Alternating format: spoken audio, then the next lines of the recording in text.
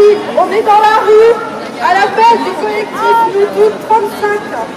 On est là pour dénoncer et manifester massivement contre toutes les violences sexistes et sexuelles à l'encontre des femmes et contre toutes les violences patriarcales.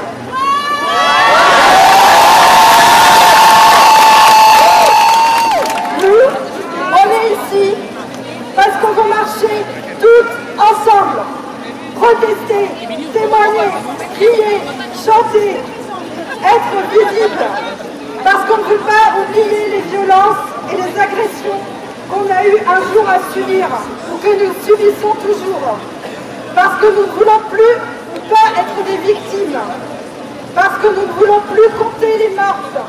Cette année, à Rennes, et pour ce cortège, ce sont des femmes exilées, avec et sans papier, qui prendront la tête de la manifestation.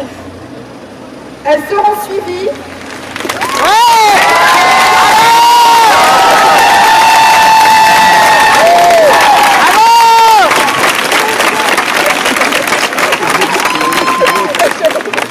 Elles seront suivies par un cortège d'hommage à toutes les victimes de féminicide en présence de proches.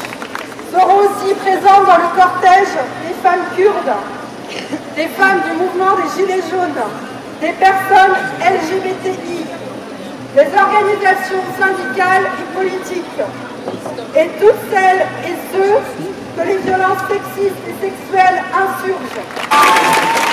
On est ensemble et on est déterminés.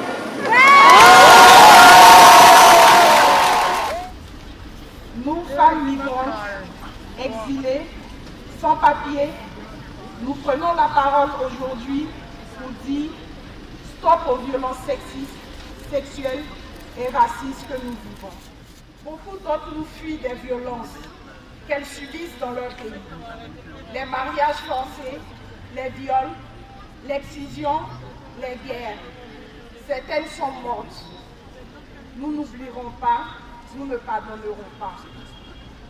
Pour arriver jusqu'ici, sur la route, beaucoup de femmes vivent des violences parce qu'elles sont des femmes.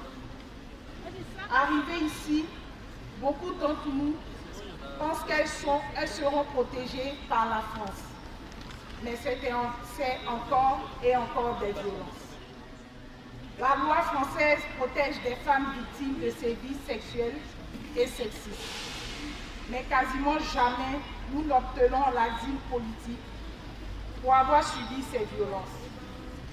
Pire, pour obtenir des papiers, souvent la loi nous rend dépendants de nos maris, des pères de nos enfants. Pour obtenir des papiers, par exemple, quitter son mari peut empêcher d'avoir un titre de séjour. Parfois, la préfecture, on nous accuse de faire des enfants pour les papiers. La loi ne protège pas les femmes migrantes, mais elle nous harcèle en nous demandant toujours plus de documents, des preuves, des papiers pour nos dossiers à la préfecture. Quand tu n'as pas de papier, à qui te plaindre? À qui dire si on est victime de violence? Une femme sans papier va-t-elle aller voir la police pour porter plainte? Impossible. Beaucoup d'entre nous vivent dans des situations précaires, n'ont pas de logement. On est donc souvent dépendant des personnes qui nous logent. On laisse imaginer ce qu'on demande à certaines d'entre nous, en échange d'un toit. C'est ça pour dormir à la rue, dans les squats. Les femmes qui passent des nuits dehors subissent elles aussi beaucoup de violences. Pour être indépendantes et libres, nous voulons toutes des papiers, avoir un logement, pouvoir travailler, pouvoir étudier. On veut se battre pour nous-mêmes. Là-bas, ici, partout, nous voulons dire ensemble stop aux violences sexistes, sexuelles et racistes faites aux femmes et en particulier aux femmes exilées. Merci.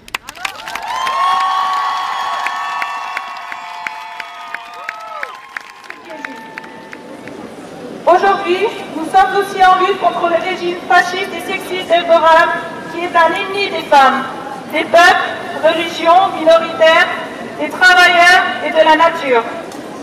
Au XXIe siècle, nous avons vu des femmes yézidis s'organiser de façon autonome pour libérer d'autres femmes yézidis vendues sur des marchés.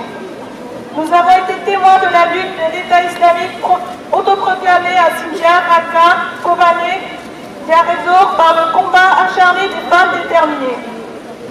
À Afrin, les femmes ont participé à une résistance historique.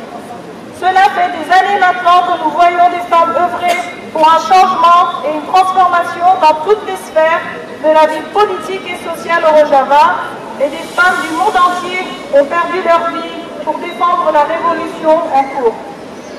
Les femmes sont une force créative et confédéraliste, démocratique et désormais devenue un espoir pour les peuples du monde entier.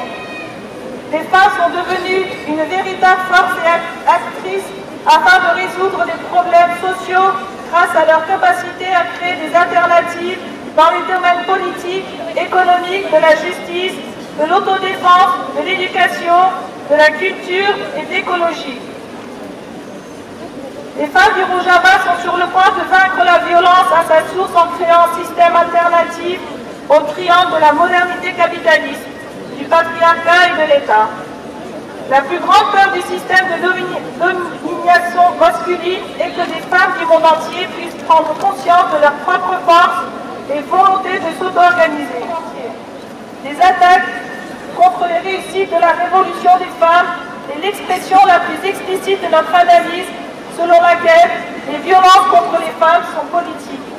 Peu importe le mot utilisé, impérialisme, djihadisme, colonialisme, État-nation, le système de dominance masculine qui tente de détruire l'avenir des femmes du Moyen-Orient sera confronté à la résistance de plus en plus grande des femmes. Le 25 novembre prochain, nous marcherons pour l'ère des femmes avec le slogan « Femmes, défendons le Rojava ». Nous marcherons au nom de Evrin Khalef, Amar Abenas et la mère Akif pour dire non à toutes les formes de féminicide. Le mouvement des femmes kurdes en France. Je vous remercie beaucoup.